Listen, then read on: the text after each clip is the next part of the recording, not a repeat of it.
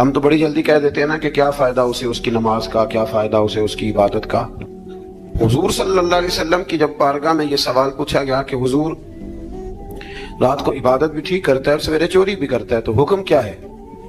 تو حضور علیہ السلام نے فرمایا اگر وہ پابندی سے نماز پڑھتا رہا نا تو اس کی نماز اس سے چوری چھڑوا دے گی، اس لیے کہ نماز بے حیائی اور برے کاموں سے روک دیتی ہے۔ اگر کوئی کمزوریاں ہیں انسانی تقاضوں کے تحت تو نماز کی پابندی کریں۔ اگر آپ نماز کے پابند ہو گئے نا، کچھ وقت لگے گا تو پھر وہ بھی ساری کمزوریاں اللہ دور فرما دے گا۔ شرط یہ ہے کہ اس کو پابندی کے ساتھ پڑھتے رہیں۔ کچھ دوست کہتے ہیں نماز میں دل نہیں لگتا، تو میں نے کہا نہ بھی لگے تو پھر بھی پڑھے۔ تو میرا سوال یہ ہے کہ ایک آدمی بالکل فارغ ہے، سوائے نماز کے، عبادت کے، سونے کھانے کے اسے کوئی کام نہیں، اور ایک شخص بیچارہ مزدور ہے، وہ ریڑھی لگاتا ہے، مثال دینے لگا ہوں، وہ ریڑھی لگاتا ہے، اس کے پاس دکان بھی نہیں ہے کہ وہ شٹر نیچے کرے یا تالا لگا کے چلا جائے۔ اب وہ نہ کسی کو کہہ کے آیا کہ یار ذرا 10 منٹ ٹھہرنا میں نماز پڑھ کے آیا، تو وہ چلا گیا۔ وہ بڑا بے چین ہے کہ میری پیچھے ریڑھی بھی ہے، وہ بندہ جلد باز نہ ہو جائے، وہ نکل نہ جائے، وہ میری تھوڑا سا میرا راس ہے، 2-4 ہزار کا مال ہے، غریب آدمی۔ نماز بھی اس نے پڑھی، توجہ اس کی پیچھے لگی رہی۔ ایک بالکل فارغ تھا، کوئی مجبوری نہیں تھی، اس نے بھی نماز پڑھی۔ آپ یہ بتائیے کہ زیادہ ہمت کس نے کی؟ اس کا تو دل ہی نہیں لگا نماز میں، ریڑھی کی فکر تھی، لیکن ہمت زیادہ اس نے کی، اس لیے کہ اس کی مجبوری ہے، اس کے لیے آزمائش پیچھے کھڑی ہے، تیار ہے۔ دوائی کھانے میں دل لگتا ہے؟ کیوں کہتے ہو میں دل ہی نہیں لگ رہا آپ کا؟ خدا نہ خواستہ خاکم بدن اللہ ہم سب کو معاف فرمائے، اگر بچے کو آپریشن کرانا پڑ جائے تو دل کرتا ہے؟ کیوں کراتے ہو؟ اس کے لیے ضروری ہے۔ تو بھائی یہ فلسفہ ہی غلط ہے کہ میرا دل نہیں لگتا تھا تو میں نے چھوڑ دی۔ دل تو کئی دفعہ انسان کا دکان پہ بھی نہیں لگتا، بیچ دو گے؟ نہیں دل کرتا کام پہ جانے کو تو ریزائن کر دو گے؟ تو یہ تو بالکل سرے سے بات ہی بڑی عجیب ہے۔ ہاں دل لگنا چاہیے، نماز سے دلچسپی ہونی، لیکن نہ بھی لگے تو ہم کو دل کے لیے نماز نہیں پڑھ رہے، رب کے لیے نماز پڑھ رہے۔ ہاں یہ بات سمجھ لیں، نماز دل کے لیے نہیں، نماز وہ دیکھیں نا، ایک صاحب کہتے ہیں جی میں 5 نمازیں پڑھتا ہوں تو روزی میں برکت پھر نہیں ہوتی، تو میں کہتا ہوں وہ عبادت کرتے ہو کہ تجارت کرتے ہو؟ پیسے کمانے گئے تھے؟ پیسے کمانے گئے تھے کہ نماز پڑھنے گئے؟ تو نماز آپ کو بے حیائی اور برے کام سے روک دے گی، پر شرط یہ ہے کہ نماز کی پابندی کرے اور بر وقت پڑھیں اور تھوڑی صحیح کر کے پڑھیں۔ مطلب نماز پڑھی جاتی ہے، اہتمام نہیں ہوتا، یعنی لوگ بھاگ کے وضو کرتے ہیں، فٹافٹ آتے ہیں، بھئی آج ہو گیا ہے۔ بڑی جو بندہ گاڑی بھگا کے لاہور پہنچنا چاہے تو وہ 15 منٹ جلدی پہنچ سکتا ہے، 1 گھنٹہ پہلے پہنچ سکتا ممکن نہیں میرے عزیز، وہ ہو نہیں سکتا۔ جلدی نماز پڑھنے سے آپ کیا کر لیں گے؟ صحیح کر کے پڑھیں، سونی کر کے پڑھیں، تسلی کے ساتھ پڑھیں، ٹھنڈے دل کے ساتھ پڑھیں۔ مطلب نماز پڑھیں تو پھر مزہ آئے۔ امام اعظم کا ایک پڑوسی ہے تو وہ کہتا ہے کہ امام صاحب نا گرمیوں کے دنوں میں نا چھت پہ چڑھتے تھے، کیونکہ میرے گھر میں عورتیں نہیں تھی، مرد ہی تھے زیادہ، اور میرا ایک بچہ تھا چھوٹا۔ کہتے ہیں کہ وہ چھت پہ نماز پڑھا کرتے تھے تو اتنی دیر تک کھڑے رہتے کہ لگتا کوئی ستون کھڑا ہے، رات کو ستون محسوس ہوتا، اتنی دیر تک وہ تلاوت کرتے، اللہ کی بارگاہ میں کھڑے رہتے۔ تو فرماتے جب ان کا انتقال ہوا تو میرا بیٹا کہنے لگا کہ ابا جی پڑوسیوں کی چھت پہ جو کھمبا تھا، جو ستون تھا، وہ کہاں گیا؟ تو کہتا میں رو پڑا۔ میں نے کہا بیٹا وہ ستون اور کھمبا نہیں تھا، وہ تو ابو حنیفہ تھا جو اپنے رب کے حضور کھڑا رہا کرتا۔ تو دلچسپی پیدا کریں۔ اللہ تعالیٰ ہمیں رمضان کے بعد بھی پابندی صلاۃ کی توفیق عطا فرمائے۔ اذان پڑھی جاتی ہے مسجدوں میں 5 وقت الحمدللہ۔ جب جماعت فرض ہوئی تو نبی پاک نے فرمایا لوگوں کو بلانے کیسے ہیں بھائی نماز کے لیے؟ ایک صحابی نے مشورہ دیا، یا رسول اللہ خشک گھاس آپ یہ ابھی فصل آئے گی مونجی کی تو اس کے ساتھ وہ جو کیا پرالی کہتے ہیں اپنی زبان میں، وہ جب خشک ہو جاتی ہے نا اس کو آگ لگائے تو آگ کا لاوا ذرا اونچا جاتا ہے، اونچا۔ صحابہ نے کہا یا رسول اللہ خشک آگ کو آگ لگائیں گے چھت پہ رکھ کے تھوڑی دیر کے لیے، اور یوں کر کے جب وہ اٹھے گی نا تو سارے مدینے میں خبر ہو جائے گی کہ نماز کا وقت ہو گیا۔ حضور نے فرمایا ٹھیک ہے۔ ایک صحابی کہنے لگے یا رسول اللہ صلی اللہ علیہ وسلم اونچا تف رکھ کے زور سے 1-2 دفعہ بجائیں گے، لوگوں کو پتا مختلف باتیں۔ اللہ کے رسول نے فرمایا جاؤ سو جاؤ، سویرے آؤ گے پھر مشورہ کریں گے کیا کرنا ہے۔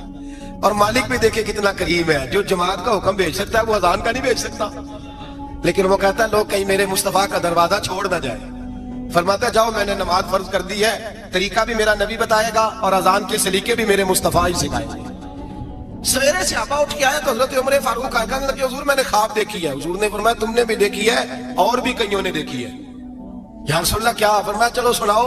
ایک صحابی اٹھے کہنے لگے حضور میں نے خواب دیکھی ہے کہ میں ایک بندہ کانوں میں انگلیاں لے کے کھڑا ہے اور کعبے کی طرف منہ کر کے کہہ رہا ہے اللہ اکبر اللہ اکبر اشہد ان لا الہ الا اللہ اشہد ان محمد رسول اللہ حی علی الصلاۃ حی علی وہ یہ کلمات پکار رہا ہے. حضور نے فرمایا چل تو بھی سنا. کہنے لگا حضور سنانا کیا ہے؟ یہ جو اس نے دیکھا وہی میں نے دیکھا ہے. تیسرے سے کہا تو بھی سنا. کہا حضور جو اس نے دیکھا وہی میں نے دیکھا ہے. چوتھے سے کہا حضور میں نے بھی یہی دیکھا ہے. فرمایا تم نے دیکھا نہیں، یہ میرے رب نے تمہیں دکھایا ہے، یہ اللہ نے تمہیں دکھایا ہے. فرمایا اب نہ آگ جلے گی نہ یہاں کچھ اور ہوگا، بلکہ میرا بلال چبارے پہ چڑھا کرے گا، مینارے پہ کھڑا ہوا کرے گا، اللہ کا نام بھی پکارے گا اور میرے ترانے بھی پڑھا کرے گا. اب اذان ہوگی اور قیامت تک اذان جاری. تو اذان کس سے ثابت ہوئی؟ صحابہ کی خواب سے. کہاں سے آئی؟ صحابہ کی. تو دین میں اگر خواب کوئی اہمیت نہیں رکھتا، اتنا بڑا کام خواب کے ذریعے ہو گیا. تو میرے بھائی خواب کی حیثیت ہے، خواب کو سمجھیں. میرے نبی پاک غلاموں کی خواب میں آتے ہیں حضور جلوے. اور ایک بات سن لیں، نبی پاک صلی اللہ علیہ وسلم نے فرمایا جس نے خواب میں مجھے دیکھا اس نے مجھے ہی دیکھا ہے. شیطان خواب میں بھی آ کے میری صورت نہیں بنا سکتا. جس نے مجھے دیکھا اس نے مجھے. اور نبی پاک فرماتے ہیں جس نے مجھے خواب میں دیکھا بڑی جلدی ظاہری طور پہ بھی دیکھے گا. ظاہری میرے اعلیٰ حضرت سے کسی نے پوچھ لیا کہ حضور ظاہری طور پہ کیسے دیکھے گا؟ آپ نے فرمایا پوچھ لو علماء سے. کہا حضور آپ بتائیں. آپ فرمانے لگے مجھے تو یوں لگتا ہے جس نے خواب میں مصطفیٰ کو دیکھا جب مرنے کا وقت آئے گا تو سامنے رسول اللہ کا چہرہ آ جائے. جب انسان کو تھوڑا سا ترجمہ آتا ہو نا، اس کی تھوڑی توجہ ہو، اسے نماز پڑھنے کا بھی بڑا ہی مزہ آتا ہے. نبی کریم علیہ السلام فرماتے ہیں، رب فرماتا ہے یہ سورہ فاتحہ میرے اور میرے بندے کے درمیان آدھی آدھی ہے. آدھی میری ہے آدھی میرے بندے کی ہے. جب وہ کہتا ہے نا مالک یوم الدین تو یہاں تک وہ میری تعریف کرتا ہے. ایاک نعبد و ایاک نستعین تک پہنچتا ہے تو اب میرا اور اس کا آدھا آدھا کام شروع ہو جاتا ہے. پھر آگے میرا بندہ جب مجھ سے دعا مانگتا ہے تو یہ اس کے الفاظ ہیں جو میں اپنے فضل سے قبول فرمایا کرتا ہوں. تو ارشاد فرمایا تمام تعریفیں اللہ کے لیے جو تمام جہانوں کا پالنے والا ہے. الرحمن الرحیم، بڑا ہی مہربان ہے نہایت. یہ رحمان مبالغے کا صیغہ ہے، یعنی اتنا رحم کرنے والا کہ جتنا کوئی اور رحم نہ کر سکے. اس لیے اللہ ہی رحمان ہو سکتا ہے، بندہ کوئی رحمان نہیں ہو سکتا. بندے کو رحیم کہا جا سکتا ہے. نبی پاک رحیم ہے لیکن رحمان نہیں ہے. اس لیے کسی بھی انسان کا نام رحمان نہیں ہو سکتا. کسی دکان پر بعض اوقات لوگ نام رکھ لیتے ہیں رحمان بک ڈپو، تو یہ درست نہیں ہے. بندے کا نام رحمان نہیں ہو سکتا، عبد الرحمان. اس لیے کہ یہ لفظ رحمان خدا کے علاوہ کسی اور کے لیے بولنا درست نہیں ہے. پھر ارشاد فرمایا مالک یوم الدین، اللہ مالک ہے قیامت کے دن کا. تو یا اللہ آج کے دن کا مالک بھی تو ہی ہے. آج جو یکم رمضان مبارک ہے تو اس دن کا مالک بھی اللہ ہی ہے. تو یہ جو خاص کر کہا مالک یوم الدین، اس کا معنی یہ ہے کہ یہاں کچھ لوگ عارضی طور بھی تو بعض چیزوں کے مالک ہے نا. یہ زمین میری ہے، یہ گھڑی میری ہے، یہ گھر میرا ہے، یہ بچے میرے ہیں. عارضی طور پر بھی تو لوگ مالک ہیں، لیکن قیامت کے دن عارضی طور پر بھی کوئی مالک نہیں ہوگا. قیامت میں ساری بادشاہی فقط میرے اللہ کی ہوگی. بلکہ رب کریم فرمائے گا کہاں ہیں وہ لوگ جو دنیا میں بادشاہ بنا کرتے تھے؟ کدھر ہے؟ بڑے بڑے کج کلا جو کہتے تھے کہ ہم اٹھتے ہیں تو لوگ اٹھتے ہیں، بیٹھتے ہیں تو دنیا بیٹھ جاتی، وہ کہاں ہے؟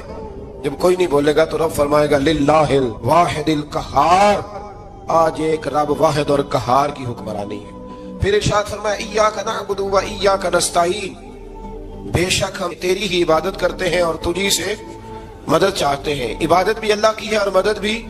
یہ جو بندوں کے ذریعے بعض اوقات مدد ہوتی ہے تو یہ مدد بھی اللہ کی ہے، یہ مدد بھی اللہ کی ہے. یہ کسی بندے نے مائک بنایا ہے جس کی مدد سے آپ تک آواز جا رہی ہے، تو اس کو عقل کس نے دی تھی بنانے کی؟ تو پھر مدد کس کی ہوئی؟ اللہ کی. تو دنیا میں کوئی بھی جو مدد کرتا ہے وہ اللہ کے ولی کرے، نبی کرے، پیغمبر کرے، تو وہ مدد کس کی ہے؟ اللہ کی. اس لیے کہ وہ ذاتی طور پر کچھ بھی نہیں کر سکتے. اگر اللہ انہیں توفیق نہ دے وہ کسی کی مدد نہیں کر سکتے. تو ایاک نعبد و ایاک نستعین، ہم تیری ہی عبادت کرتے ہیں، تجھ سے مدد چاہتے ہیں. اہدنا الصراط المستقیم، اے اللہ ہمیں سیدھا راستہ دکھا. کون سا راستہ سیدھا ہے؟ کون سا راستہ سیدھا ہے؟ تو اللہ نے خود ہی فرمایا ایسے نہ بھٹک جانا، راستہ سیدھا وہ ہے صراط الذین انعمت علیہم، ان لوگوں کا راستہ سیدھا ہے جن پر اللہ نے انعام فرمایا ہے. اور وہ کون ہے؟ قرآن مجید نے خود فرمایا انعم اللہ علیہم من النبیین والصدیقین والشہداء والصالحین. وہ نبی ہیں، صدیق ہیں، شہید ہیں اور نیک لوگ ہیں. فرمایا اپنی مرضی کے راستے پہ چلو گے تو بھٹک جاؤ گے، रब की बारगाह में सवाल करना कि वो तुम्हें नबियों के, सिद्दीकों के, शहीदों के और नेक लोगों के रास्ते पे चलाए। गैरिल मग़दूबी अलैहिम वलद्दालीन, न उन लोगों के रास्ते पे चला जिन पर तेरा गज़ब हुआ, और न उनके रास्ते पे चला जिन पर तू नाराज हुआ, जिन्हें तूने गुमराह किया। उन लोगों के रास्ते पे न चला, बल्कि उन लोगों के रास्ते पे चला जिन पर तेरा इनाम हुआ। ये जो लोग हैं ना, मग़दूबी अलैहिम वलद्दालीन, एक गिरोह यहूदियों का है और एक ईसाइयों का है। कहा जा रहा है, या अल्लाह ना यहूदियों के रास्ते पे चला और ना ईसाइयों के रास्ते पे चला, हमें तो अबू बकर सिद्दीक के रास्ते पे चला, हमें तो उमर फारूक के रास्ते पे चला, उस्मान गनी, मौला अली और जनाब अबू हुरैरा के रास्ते पे चला। अब ये सूरह फातिहा का तो मैंने मुकम्मल तर्जुमा किया। सूरह बकरा ये कुरान मजीद की सबसे बड़ी सूरह है। एक हदीस इसकी फजीलत पे सुन ले। नबी करीम अलैहिस्सलाम ने फरमाया, जिस घर में सूरत बकरा पढ़ी जाए ना, फरमाया जिन क्या वहां से तो शैतान भी भाग जाता है। सूरह बकरा घरों में पढ़े, ये सबसे बड़ा तावीज है। अगर घर में जिन्नात हो, कोई आसेब हो, और ये वो वाला तावीज है जो मदीने वाले रसूल ने अता फरमाया है। ये सबसे बड़ी सूरह है। मुफस्सिरीन फरमाते अगर कोई इस्तिदलाल की कुव्वत रखता हो तो एक 100 चीज का अल्लाह ने हुक्म दिया है। बल्कि इमाम आज़म फरमाते 100 थोड़ी है, मेरी नजर से पढ़ो तो 1000 चीजों का हुक्म दिया है, 1000 से मना किया है, और 1000 किस्म की नसीहत अल्लाह करीम ने सूरह बकरा के अंदर फरमाई। इस सूरह मुबारका का जो पहला रुकू है ना, उसमें जो सबसे पहली आयत है वो है अलिफ लाम मीम। इनको कहते हैं हुरूफे मुकत्तियात। पहला लफ्ज ही जब कोई कुरान मजीद का पढ़ता है ना, बहुत बड़ा आलिम फाजिल, बहुत बड़ा मुहद्दिस, तो उसे ये कहना पड़ता है कि मैं नहीं जानता, अल्लाह जानता है या अल्लाह का रसूल जानता है। अलिफ लाम मीम का माना हम नहीं जानते, अल्लाह जाने या अल्लाह का रसूल जाने, या जिसको वो दोनों बता दे वो जानता है, वरना ये अल्लाह और उसके रसूल का राज है। ये आगे शाद फरमाया ज़ालिकल किताबु ला रैब फीह, ये वो अजीम किताब है जिसमें शक की कोई गुंजाइश नहीं है। हुदल लिल मुत्तकीन, ये हिदायत है परहेजगारों के लिए। सवाल ये होता था कि या अल्लाह जो मुत्तकी परहेजगार हैं वो तो पहले ही हिदायत पे हैं, तो कुरान भी अगर उन्हें हिदायत देगा तो फिर जो गुनहगार है उनकी हिदायत कहाँ है। तो इस आया मुकद्दसा का माना मुफस्सिरीन ने ये बयान फरमाया कि मतलब इसका ये है कि कुरान हिदायत देता सबको है, लेकिन इससे हिदायत हासिल मुत्तकी लोग करते हैं। बारिश बरसती है ना सब जगहों पे, लेकिन अगर किसी ने फर्श कराया हो, टाइलें लगवाई हो, तो वहां फल फूल उग सकते हैं, सब्जा उग सकता है, उसके लिए जमीन का जरखेज होना शर्त है। कुरान मजीद सबको हिदायत देता है, लेकिन कुरान मजीद से हिदायत लेते वो है जिन्हें अल्लाह ने तकवे वाला दिल अता फरमाया, डरने वाला दिल दिया। आगे जो आयात है ना 5, उनमें अल्लाह तबारक व तआला ने मुत्तकी लोगों की फजीलत बयान की है, निशानियां बयान की हैं कि वो कौन होते हैं। उनमें पहला इरशाद फरमाया कि मुत्तकी वो होता है जो गैब पे ईमान ले आता है, इस चक्कर में नहीं पड़ता कि आंखों से देखूंगा तो मानूंगा। और दूसरा फरमाया मुत्तकी वो होता है जो नमाज कायम करता है और अल्लाह के दिए हुए रिस्क से अल्लाह के रास्ते में खर्च करता है। और तीसरा फरमाया मुत्तकी वो होते हैं कि महबूब जो कुरान हमने आप पे नाजिल किया उस पर भी ईमान लाते हैं, और जो आपसे पहले नाजिल किया गया उस पर भी ईमान लाते हैं, यानी तौरात को, ज़बूर को, इंजील को, इसको भी वो मानते हैं। और फिर अल्लाह करीम ने फरमाया उलाइका अला हुदम मिर रब्बिहिम व उलाइका हुमुल मुफलिहून। ये जो लोग हैं ना गैब पर ईमान लाने वाले, नमाज पढ़ने वाले, ज़कात देने वाले, पिछली किताबों को भी मानने वाले, नबियों को भी मानने वाले और रसूल पाक पर ईमान लाने वाले, फरमाया ये वो लोग हैं जो अल्लाह की तरफ से हिदायत पर हैं, और ये वो लोग हैं जो दुनिया में भी कामयाब हो जाएंगे और आखिरत में भी कामयाब हो जाएंगे। फिर आगे ना अल्लाह तबारक व तआला ने कुफार का जिक्र फरमाया है 3 आयात के अंदर। मोमिन के बाद दूसरा दर्जा किसका है जिक्र में? काफिर का। पहले बात हुई 5 आयात में मोमिनों की, अब 3 आयात में जिक्र किया गया पक्के काफिरों का। मोमिन वो होता है जुबान से भी अल्लाह और उसके रसूल को माने, उनकी लाई हुई चीजों को माने और दिल से भी तस्लीम करे। और काफिर वो होता है कि जो ना जुबान से मानता है और ना ही दिल से तस्लीम करता है। फिर अल्लाह तबारक व तआला ने 13 आयात के अंदर, 3 आयतों में काफिरों का जिक्र किया और 13 आयात के अंदर फिर मुनाफिकीन का जिक्र फरमाया है। मुनाफिक किसको कहते हैं? मुनाफिक उसको कहते हैं जो जुबान से तो दावे ऊंचे ऊंचे करता है ईमान के, लेकिन उसके दिल में ईमान मौजूद नहीं होता। आप हैरान होंगे, यहीं पे बात को जरा गौर से समझे कि मोमिनों का जिक्र 5 आयात में और कुफार का 3 आयात में, पक्के कुफार का। और मुनाफिकीन के लिए अल्लाह ने अगले ही रुकू में 13 आयात बयान फरमाई। 13। ये खतरनाक गिरोह है मुनाफिकीन का, ये खौफनाक लोग हैं, ये वो छुपी हुई बीमारी है कि जिसको पकड़ना थोड़ा مشکل ہے. کچھ بیماریوں کو ڈاکٹر کہتے ہیں نا یہ خاموش قاتل ہے, قتل کر دیتی ہے پر پتہ نہیں لگنے دیتی. اسی طرح منافقین کا ٹولہ ہے. قرآن مجید کہتا ہے ان منافقین کے بارے میں وَمِنَ النَّاسِ مَن يَقُولُ آمَنَّا بِاللَّهِ وَبِالْيَوْمِ الْآخِرِ وَمَا هُمْ بِمُؤْمِنِينَ. اے محبوب کچھ لوگ کہتے ہیں ہم اللہ اور آخرت پر ایمان لائے, لیکن وہ ایمان لانے والے نہیں ہیں. تو جب رب کہتا ہے نہیں ہے, آج کسی کو کہہ دیا جائے نا کہ وہ بندہ جھوٹا کلمہ پڑھتا ہے, اس کی باتیں نہیں بتاتی, تو کہتے ہو آپ ایک کلمہ گو کو برا کہہ رہے. تو یہاں تو اللہ ان کے کلمے کا بھی اعلان فرما رہا ہے اور ان کے نفاق کا بھی اعلان 13 آیات میں. اور رب فرماتا ہے یخادعون اللہ والذین آمنوا وما یخدعون الا انفسهم وما یشعرون. فرمایا وہ اللہ کو دھوکہ دینا چاہتے ہیں مومنوں کو, حالانکہ نہیں دھوکہ دیتے مگر اپنی ہی جانوں کو, انہیں شعور ہی نہیں. اللہ تبارک و تعالیٰ نے 13 آیات کے اندر مکہ مکرمہ میں منافق کوئی نہیں تھا جب تک حضور نے ہجرت نہیں کی تھی. کیوں؟ اس لیے کہ وہاں جو کلمہ پڑھتا تھا اسے مار کھانی پڑتی تھی. تو کسی کو کیا مصیبت پڑی تھی جھوٹا کلمہ پڑھ کے مار کھائے. مدینے میں جب اسلامی حکومت قائم ہو گئی نا, تو کچھ لوگوں نے اسلامی حکومت سے فائدہ لینے کے لیے جھوٹے موٹے کلمے پڑھ لیے, اندر کفر رکھتے تھے, اوپر سے اظہار اسلام کرتے تھے. تو رب فرماتا ہے کہ ان کا یہ ایمان قابل قبول نہیں ہے.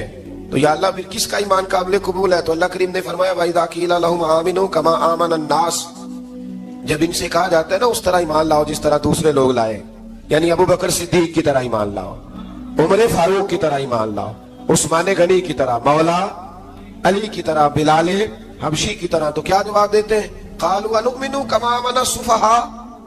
کیا اس طرح ایمان لائے جس طرح یہ بیوقوف ایمان لائے؟ الا انهم هم السفهاء. اللہ فرماتا ہے خبردار بے شک وہی بیوقوف ہے, ولکن لا يعلمون, لیکن انہیں اس کا علم نہیں ہے. وہ کہا کرتے تھے کہ یہ تو بیوقوف ہے معاذ اللہ.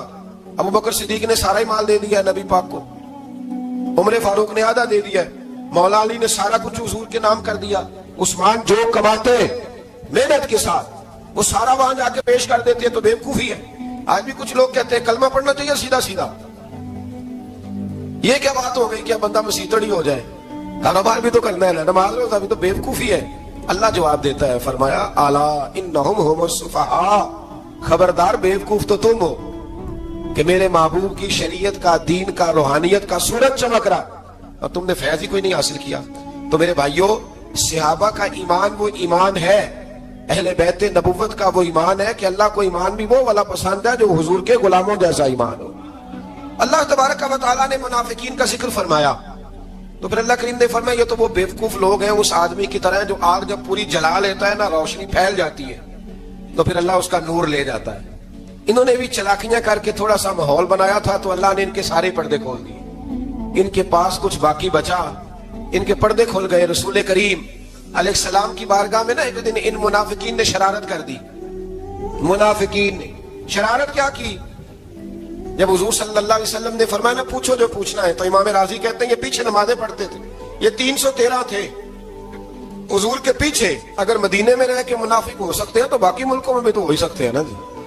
حضور کے پیچھے نمازیں پڑھتے تھے, تو ایک دن کہنے لگے نہیں یہ کہتے ہیں جو مرضی پوچھو تو ہم پیچھے نمازیں پڑھتے ہیں, ہمارا انہیں پتہ نہیں.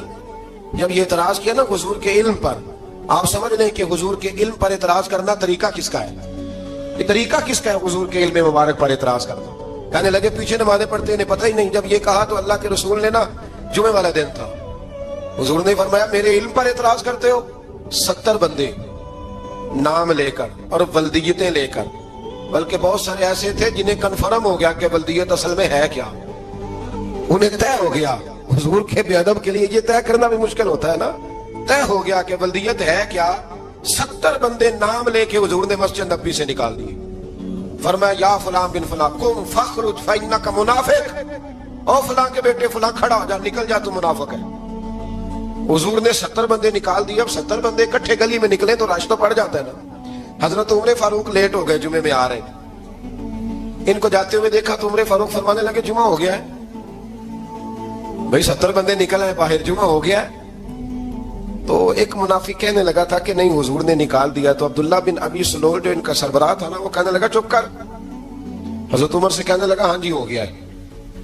وہ بھی کہنے لگا تھا نہیں ہوا, ہمیں نکال دیا گیا. تو یہ سردار کو لگنے لگا ہو گیا ہو گیا. حضرت عمر کہنے لگا چلو جمعہ ہو گیا تو جا کے اندر حضور کی زیارت ہی کر لیتا ہوں, لیٹ تو ہو ہی گیا ہوں. حضرت عمر اندر چلے گئے تو پیچھے سے وہ منافقین اپنے سردار سے کہنے لگے کہ 2 منٹ میں عمر کو پتہ چل جائے گا کہ تم نے جھوٹ بولا ہے. عمر کو جا کے پتہ چل جائے, کہنے لگا بڑے پاگل ہو, میں نے تمہاری جان بچائی ہے. نبی پاک نے تو مسجد سے نکالا ہے نا. تو عمر کو پتہ چل جاتا نا منافق ہے, تو ابو بکر بھی مسجد میں تھے, علی بھی مسجد میں تھے, عثمان بھی مسجد میں تھے, بچانے والا ہی کوئی نہیں تھا.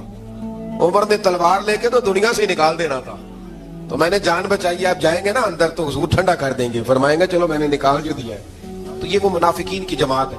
دوسرے سے تیسرے رکوع میں نا اللہ تعالیٰ نے انسان کو یاد کرایا ہے کہ تو نے عبادت اپنے رب کی کرنی ہے, اور فرمایا رب تمہارا وہ ہے جس نے تمہارے لیے زمین کو فرش بنایا ہے, آسمان کو چھت بنایا ہے, اور آسمان سے پانی برسا کے تو زمین سے پھل اگائے ہیں, رزق لکم, وہ بھی تیرے کھانے کے لیے اگائے ہیں. وہ جو آسمان سے بارش برسا کے زمین سے سبز اور پھل اگائے ہیں تو وہ بھی تیرے لیے. جب سارا کچھ تیرے لیے بنایا تو بھی تو عبادت کرنا اپنے رب کی, پھر کسی کو اس کا شریک نہ ٹھہرا. ایک چیلنج بھی کیا قرآن مجید نے اس رکوع کے اندر.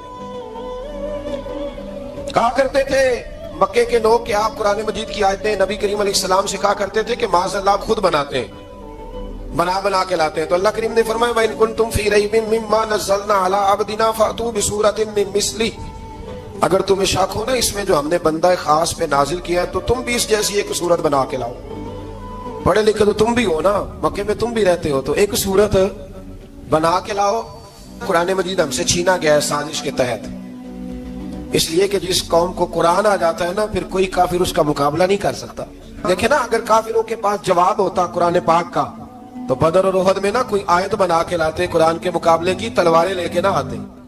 ان کے پاس جواب ہی نہیں تھا, اور قیامت تک کسی کافر کے پاس قرآن مجید کا کوئی جواب, قرآن کا کوئی جواب, قسم اللہ کی جواب کوئی نہیں قرآن کا, اس کا کوئی جواب. کیا بات ہے قرآن پاک کی. وہ ایک دفعہ مسلمہ کذاب بے ایمان کہنے لگا میں نے بنا لیا قرآن پاک کا جواب. معاذ اللہ, جواب کیا بنایا؟ وہ سورت ہے نا القاریہ القاریہ وما ادراک ما القاریہ, کھڑکھڑانے والی کیا ہے, کھڑکھڑانے والی تمہیں کیا پتا کیا ہے کھڑکھڑی, قیامت کا ذکر ہے. کہنے لگا میں نے اس کی ایسی صورت بنا لیا, تو کیا بنایا؟ الفیل ملفیل وما ادراک ما الفیل. کہنے لگا ہاتھی, تمہیں کیا پتا کیا ہاتھی, تم کیا جانو کیا ہاتھی. تو پاس جو اس کے اپنے بیٹھے تھے نا چیلے, کہنے لگے چپ کر جا, سارے زمانے کو پتا ہاتھی کیا ہوتا ہے. تو پاگل ہے, اس کے 2 کان ہوتے ہیں, ایک سونڈ ہوتی ہے, 4 اس کے پیر ہوتے ہیں. بیوقوف آدمی قرآن کا مقابلہ کرنا ہے تو وہ چج کے ساتھ کر, پاگلوں کی طرح مقابلہ کرے گا, جوتے کھائے گا بھی, ہمیں بھی پڑھوائے گا. تو قرآن مجید کا کوئی مقابلہ کر سکا؟ تو اس آیت مبارکہ میں اللہ نے کافروں کو یہ کہا اگر مقابلہ نہیں کر سکتے تو پھر اللہ سے ڈرو, ورنہ دوزخ میں ڈالے جاؤ گے, وہ جس کا ایندھن آدمی اور پتھر ہے, اور بنائی بھی کافروں کے لیے گئی ہے. اعدت للکافرین, جہنم کس کے لیے بنائی گئی ہے؟ کافروں اور منافقوں کے لیے. مسلمانوں کے لیے بنائی گئی, مسلمان مرضی سے چھلانگے لگائیں تو ان کی موج ہے, ورنہ ان کے لیے جہنم, ان کے لیے اللہ نے جنت بنائی. اور یہ بات کرتے ہی رب کریم نے فرمایا اے محبوب علیہ الصلوۃ والسلام, مومنوں کو خوشخبری دے دے کہ اللہ نے ان کے لیے جنت بنائی ہے, اس میں باغات ہیں, انہیں رزق دیا جائے گا کھانے کے لیے, اور اس میں انہیں پاکیزہ بیویاں دی جائیں گی, اور پھر وہ اس میں ہمیشہ رہیں گے, انہیں اس سے نکالا نہیں جائے گا. آگے جو آیات کریمہ ہے نا اس کے اندر اللہ تبارک و تعالیٰ نے فرمایا ہے کہ اللہ حیا نہیں کرتا سمجھانے کے لیے مچھر کی مثال بھی دینی پڑے. فرمایا قرآن سے کچھ لوگ ہدایت حاصل کرتے ہیں اور کچھ گمراہ ہو جاتے ہیں. جب لوگ اپنی مرضی کی تشریحات چاہتے ہیں تو گمراہ ہوتے ہیں, اور جب قرآن کو رسول اللہ صلی اللہ علیہ وسلم اور امت مسلمہ کی تشریحات کی روشنی میں سمجھتے ہیں تو پھر اللہ ہدایت عطا فرماتا ہے. نماز پڑھنے سے روزی میں برکت ہوتی ہے کہ نہیں؟ ویسے جو چوپ ہے ان کی بھی ہوتی ہے کہ نہیں؟ نماز پڑھنے سے روزی میں برکت ہے, تو پھر اس کا مطلب یہ ہے کہ جب ٹائم آئے نا نماز کا تو گاہک جتنے مرضی کھڑے ہوں پھر دکان بند کرنی چاہیے, پھر نماز پڑھنی چاہیے, کیونکہ روزی تو اللہ نے دینی ہے, گاہکوں نے تو دینی. تو سب سے پہلے ضروری ہے مضبوطی ایمان, توکل, اللہ کی ذات پر بھروسہ. آپ کبھی میدان کربلا کا پورا نقشہ اپنے سامنے رکھیں نا, پورا نقشہ, 2 چیزیں ہیں. امام حسین کو نظر آ رہا ہے اب شہادت ہو جائے گی, اتنی بڑی فوج آئی ہے, خدا کی حکمت کے تقاضے سمجھ میں آ رہے ہیں, حالات کیا ہوں گے سمجھ آ رہی, پر ایک لمحے کے لیے بھی ان کا توکل کمزور نہیں ہوا. اپنے رب پر جو مضبوط بھروسہ ہے, مضبوط सैयदा तैयबा ताहिरा हजरत फातिमा ज़हरा रदी अल्लाह ताला अन्हा ना ऊंट के बालों की बनी हुई चादर ओढ़ कर चक्की पीस रही थी। यहाँ बीबियां बड़ा रोती हैं, गरीबी बड़ी है, बड़ी गरीबी है। हालांकि अब कौन बंदा पेबंद वाले कपड़े पहनता है जी, दौर ही गुजर गया। अब तो बड़ी मुश्किल से वो लोग मिलते हैं जो जूता टूट जाए तो गांठ के पहने, वरना तो नए जूते आ जाते हैं। हजरत सैयदा पाक ऊंट के बालों की बनी हुई चादर ओढ़ के चक्की पीस रही थी। नबी पाक सल्लल्लाहु अलैहि वसल्लम ने देखा, आंखों में आंसू जरूर आए, पर महबूब ने फरमाया, फातिमा दुनिया में थोड़ी सी तकलीफ बर्दाश्त करो, कयामत की सारी इज्जत अल्लाह आपको ही अता फरमाएगा। तो तवक्कुल की मजबूती, अल्लाह की जात पर भरोसा, अपने रब करीम के साथ उम्मीदों का वाबस्ता करना, इससे मजबूती आई। दूसरा फरमाया, वामिलु सालिहात, बेहतरीन अमल किया जाए जिंदगी में, नेक अमाल किए जाए, वक्त जाया ना किया जाए। हर वक्त कोई ना कोई काम बंदा करता रहे। यहाँ बहुत सारे लोग हैं जिनको लोग नेक कहना शुरू कर देते हैं ना, वो समझ लेते हैं शायद हम सच्ची मुची नेक हैं। लोग जो कहते हैं हजरत साहब किबला, पीर साहब किबला, मैं ये तालिब इल्मों को, दोस्तों को, बल्कि अपने आप को भी कई दफा कहता रहता हूँ, अपने आप को समझाता हूँ कि ये लोग तुझे कह रहे हैं हजरत साहब, ये तो रात को तो अपने आप से पूछना, अपने रब से पूछ।